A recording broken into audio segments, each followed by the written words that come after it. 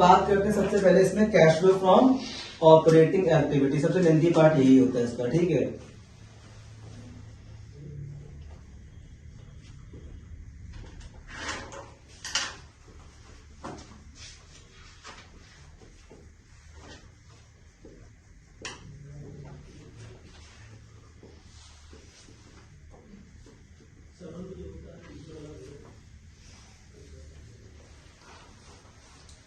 जब हम लोग cash flow from operating activities निकालेंगे तो सबसे पहले हम लोगों को यहाँ पे जो आइटम लिखना होता है वो होता है नेट प्रॉफिट बिफोर टैक्स। क्या होता है? Net profit before tax. Net profit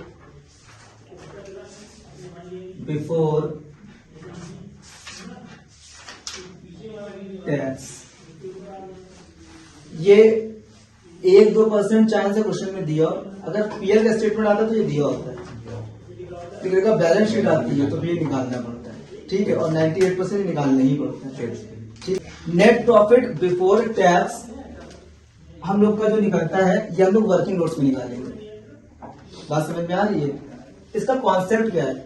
इसका कॉन्सेप्ट ये है कि हम लोगों को जो प्रॉफिट दिया होता है, हम लोग उस प्रॉफिट से ये नहीं पता कर सकते कैश कितना आ रहा है, ये कभी भी पता नहीं कर सकते। कभी भी प्रॉफिट से हम कैश एस्टिमेट नहीं कर सकते कितना आया कितना गया, क्योंकि हम लोग जब प्रॉफिट निकालते हैं तो हम लोग अपनी सेल्स में से और इनकम यानी टोटल रेवेन्यू में से सारे खर्चे माइनस करते हैं, whether they are cash expenses और they are non cash expenses.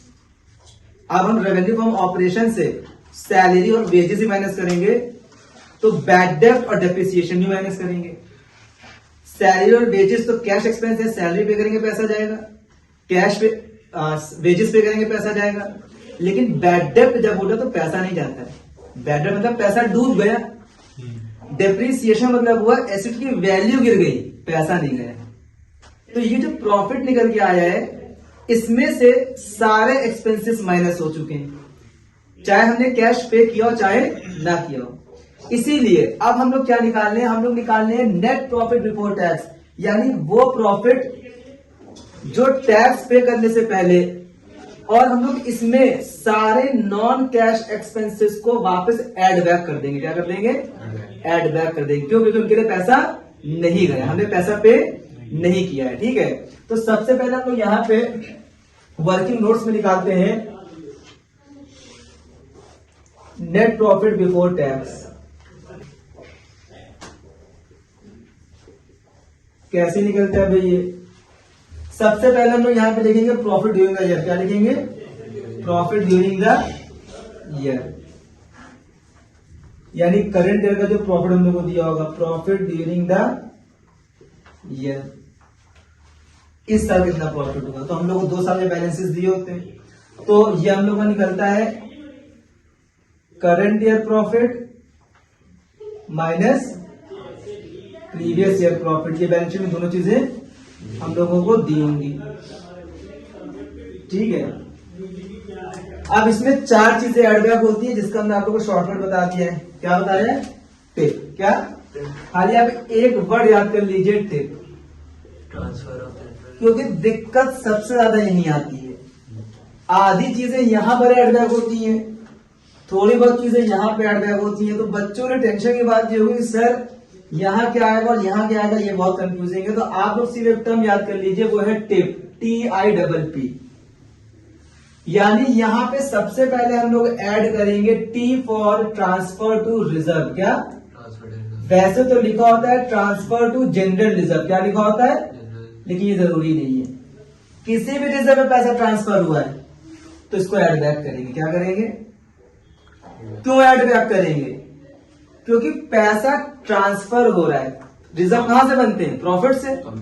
भाई प्रॉफिट से पैसा रिजर्व में आ गया है, बिजनेस से बाहर थोड़ी ना गया है तो बिजनेस में ही ना। बात समझ में आ रही? लेकिन हम लोग जब पीएल और पीएल प्रिपरेशन में आते हैं तो इसको भी माइनस कर देते हैं ताकि हम लोग का नेट प्रॉफिट आ जाए। क्या आ जाए? तो इसीलिए इसको हम वापस क्या कर रहे हैं? ऐड, क्योंकि इसके लिए पैसा नहीं गया है। नेक्स्ट हम लोग आई से इंटरिम डिविडेंड। क्या?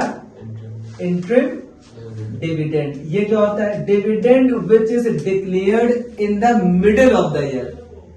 कंपनी को जब ये लगता है कि हमें प्रॉफिट बहुत होगा तो कंपनी मिडिल में, ईयर के मिडिल में डिविडेंड डिक्लेयर कर देती है, पे नहीं करती, सिर्फ डिक्लेयर करती है हम डिविडेंड पे करेंगे।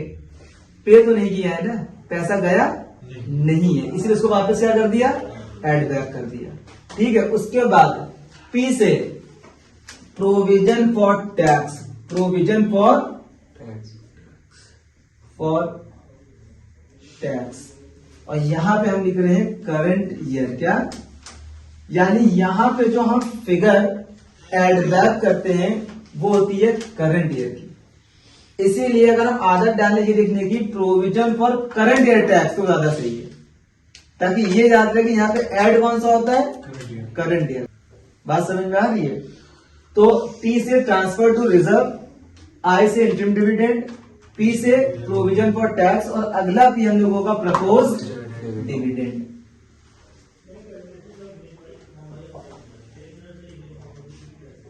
नाम से ही लग रहा है डिविडेंड। अच्छा, प्रोविजन फॉर टैक्स, प्रोविजन बनाया है, पे नहीं किया है, और प्रपोज डिविडेंड यानी प्रपोज किया है, पे नहीं किया है। ये जितने भी आइटम्स हैं जो हमने ऐड बैक किए, किसी में भी कैश हमने पे नहीं किया है, इसी उनको वापस क्या कहते हैं, प्रॉफिट में ऐड बैक कर दिया।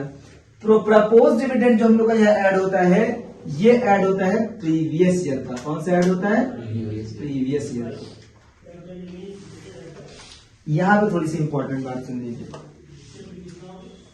ये जो चेंज आया है ये अभी 2-3 साल पहले आया है, वरना कैश फ्लो स्टेटमेंट के अंदर जो accounting treatment provision for tax का था, same accounting treatment propose dividend का था, लेकिन अब चेंज हो गया है। क्यों? क्योंकि अब प्रपोज डिविडेंड को according to the new balance sheet, propose dividend current year का, कौन सा, जो करंट ईयर का होता है उसको अब माना जाने लगा है कंटिंजेंट लायबिलिटी। क्या माना जाने लगा है, तो इसका बहुत ध्यान से, अब कंटिंजेंट लायबिलिटी क्या होती है, बात की बात है। ठीक है, बहुत अच्छा टॉपिक है ये। प्रपोज डिविडेंड जो करंट ईयर का होता है, इसका पूरे बहुत ध्यान से सुनिएगा, इसका पूरे क्वेश्चन में कोई काम ही नहीं है। कैश फ्लो स्टेटमेंट में इस ये जो चीज दी होगी करंट या प्रपोज डिविडेंड से कोई भी काम नहीं। हम लोगों का प्रपोज डिविडेंड यहाँ पे जो एड बैक होगा वो प्रीवियस ईयर का ही होगा। कौन सा होगा, प्रीवियस ईयर का ही एड बैक होगा।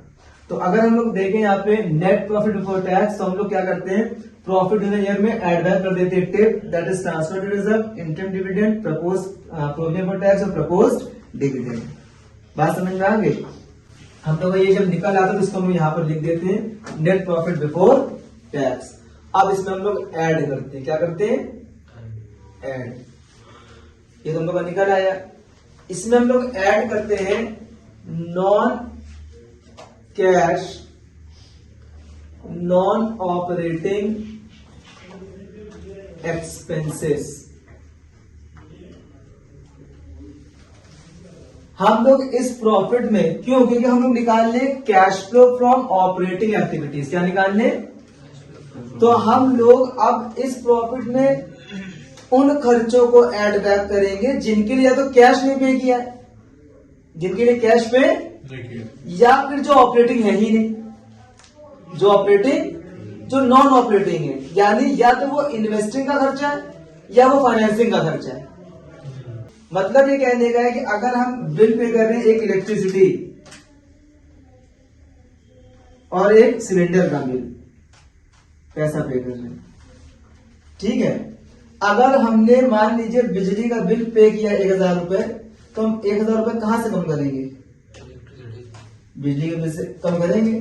तो हमने यहां पे लिखा बिल पेड। क्या लिखा, बिल पेड, और मैं यहां पे लिख दिया 1000 रुपए पे कर दिए। बात समझ में आ रही है? हमने बिजली का बिल पे किया और लिख दिया 1000 रुपए यहां पर। ये सही दिखाया हमने, नहीं सही दिखाया। क्यों? क्योंकि कौन सा बिल पे किया है और लिखा क्या है, सिलेंडर। तो आप कहेंगे कि सर ये आपने गलती से शो कर दिया है, ये बिल पैसा कहां से गया है, बिजली का बिल गया है, तो इसको आप यहां से माइनस कीजिए, यहां से माइनस कीजिए, ये तो आप कहेंगे। और यहाँ पे वापस ऐड करिए क्योंकि ये पैसा यहाँ से नहीं गया है। यही तो होता है। इसी तरह हमने जब ये प्रॉफिट निकाला होगा तो इसमें से इंटरेस्ट पेड भी माइनस कर दिया होगा और डिविडेंड पेड भी माइनस किया होगा। इंटरेस्ट पेड और डिविडेंड पेड ऑपरेटिंग खर्चा है ही नहीं, वो किसका खर्चा है? फाइनेंसिंग। आगे हमने बताया था इंटरेस्ट पेड डिविडेंड किसका पार्ट है। तो इसीलिए इंटरेस्ट पेड और डिविडेंड पेड यहाँ पे एड बैक किए जाते हैं और ये कहां से माइनस होंगे? फाइनेंसिंग से माइनस होंगे। कहां से माइनस होंगे? फाइनेंसिंग से। ठीक है, तो यहाँ पे हम लोग नॉन कैश और नॉन ऑपरेटिंग एक्सपेंसेस क्या कर देते हैं? Add back.